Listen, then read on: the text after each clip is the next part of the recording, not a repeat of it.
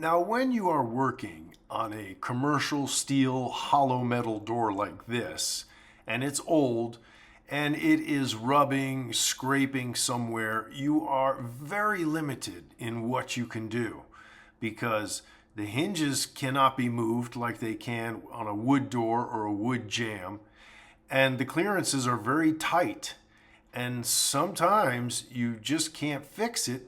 And replacing a door like this, especially if the frame has to be replaced, can be very expensive.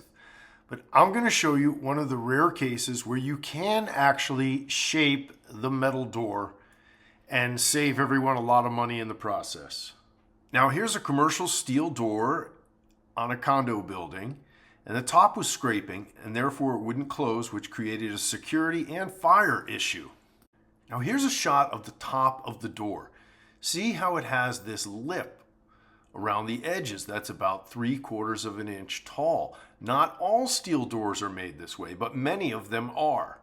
And by using a cutoff wheel and a grinding wheel on the angle grinder, you can actually cut off and ground down a 1/2 inch off the top of this door. It's not easy, but it can be done. I'm going to test the door again to see if I need to cut all the way across. See, now it's closing. It's rubbing, you can see it's rubbing right there. So I'm going to cut more right to there. And once I've cut off enough, I switch to the thicker grinding wheel and smooth things out and make it look a little nicer. I realize it doesn't look great, but with some touch-up paint, it'll be fine. And when you tell the customer, hey, look, I can fix this thing for a couple $100 or we can replace it for a couple $1,000, they will be ecstatic with your results.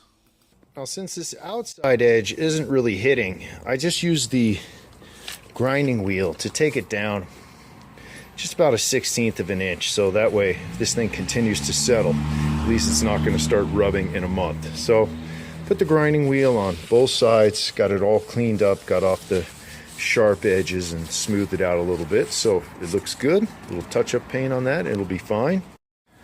Okay, and there we go. No more rubbing, no more scraping, no more awful creaky noise, and you no longer have to throw your shoulder into this door to open it. So put the closer back on, check again, this will be done.